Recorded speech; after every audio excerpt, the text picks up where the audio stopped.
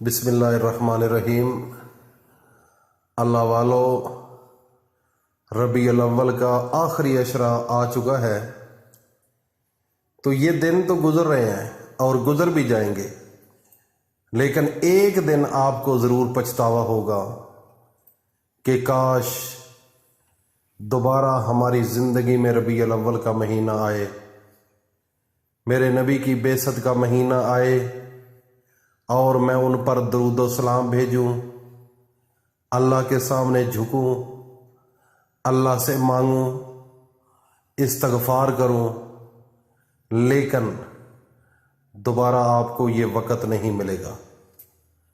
जब दिन क़यामत का होगा तो लोग उस वक़्त अपने हाथों को काटेंगे, चक मारेंगे और अपने हाथों की बोटियां निकालेंगे और कहेंगे अपने रब से, ऐ मेरे अल्लाह, हमें एक मौका दे दे। हम अब दुनिया में जब जाएंगे ना, हम कभी गलत काम नहीं करेंगे, हम आपकी इबादत करेंगे और आपकी तस्बीह बयान करेंगे और कोई किसी किस्म का गलत काम नहीं करेंगे और वक़्त की कदर करेंगे। लेकिन मेरा रब फरमाएगा कि ऐ बंदे, आपको बड़ा मैंने मौका दिया और सबसे आखिरी पैगंबर मोहम्मद मुस्तफ़ा सल्लल्लाहु ताला अलैहि वसल्लम भी दिए और अर्श से मैंने कुरान को भेजा।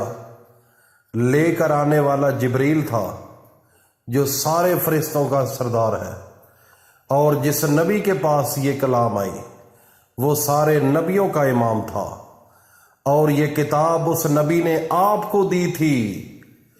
अब तुम बताओ, आपके घर के अंदर कुरान था, आपको पता था कि मैंने फजर को ज़ाया नहीं करना, आपको पता था कि मैंने जोर असर मगरब इशा को ज़ाया नहीं करना, आपको पता था कि कुरान से मैंने मोहब्बत करनी है, कुरान के अंदर हर खुश्क तर चीज़ का इल्म मौजूद है, लेकिन आपने उस वक़्त परवाह तक न की।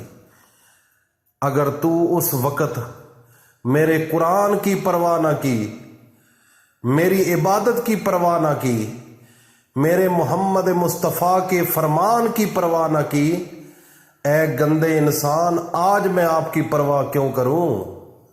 आज जलील करूंगा तुझे, तुझे पता चलेगा कि मैंने मोहम्मद मुस्तफ़ा की नाफरमानी की है, मैंने कुरान को छोड़ा था, मैंने अल्लाह के फरमान को छोड़ा था। आज सिवाय सज़ा के आपको और कोई तेरा हल नहीं। अब यही आपके साथ होगा। आपको दुनिया में बताया जाता था कि एक जन्नत है, एक जहन्नम है, अच्छे काम करोगे तो जन्नत में जाओगे, बुरे काम करोगे तो जहन्नम में जाओगे। ये वही है सब कुछ। ये जन्नत भी देख, जहन्नम भी देख, सजा भी देख, जजा भी देख, सब कुछ आपकी आंखों के सामने है। अब देख, मुशादा कर। उस वक़्त तू मेरे कुरान को घर की चार दीवारी के अंदर एक अलमारी में एक कपड़े के अंदर लपेट कर रख दिया था, तूने नहीं पढ़ा और वहां पर वो रोता रहा, सदाएं देता रहा, लेकिन तूने परवाह नहीं की। तो आज मजा चखो।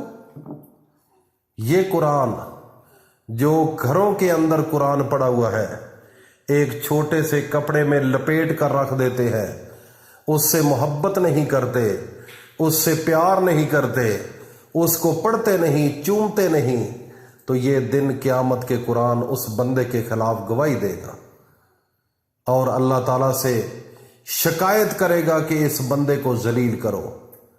इसने मैं उसके घर के अंदर था, मेरे ऊपर मट्टी पड़ी रहती थी, लेकिन ये बंदा ऐसा है, इसने मुझे पढ़ा भी नहीं और मुझसे जो मेरे ऊपर मट्टी होती थी वो भी नहीं साफ करता था।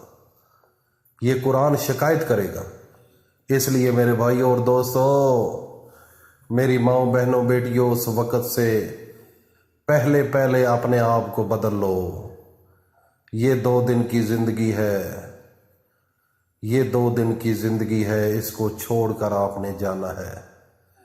ایک چھوٹی سی قبر، چھوٹا سا گڑھا، اس کے اندر رکھ کر جن سے زیادہ تو محبت کرتا ہے وہی آپ کو اس جگہ پر رکھیں گے۔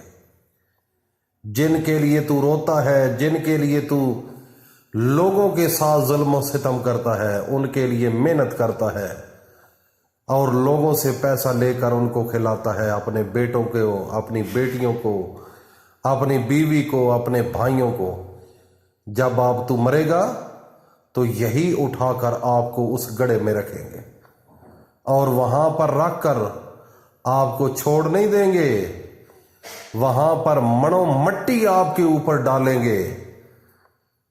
کوئی نہیں لیٹے گا آپ کے ساتھ اس وقت، کوئی نہیں لیٹے گا، چھوڑ جائیں گے سب، آپ کو اکیلا تنہا چھوڑ کر آئیں گے۔ اب سوچ لو کہ اپنے آپ کو کیسے بدلنا ہے۔ اللہ تعالیٰ نے آپ کو بنایا ہے صرف اپنی عبادت کے لیے۔ خلقت الجن والانس الا لیعبدون۔ اللہ فرماتا ہے کہ میں نے جن اور انسان کو فقط اپنی عبادت کے لیے بنایا۔ آج دیکھ لو تو کتنی عبادت کر رہا ہے، کتنی کر رہا ہے۔ ناظرین، ربیع الاول کا مہینہ ہے، آخری عشرہ ہے، 3 دن صرف اللہ کے قرآن سے محبت کر کے دیکھو۔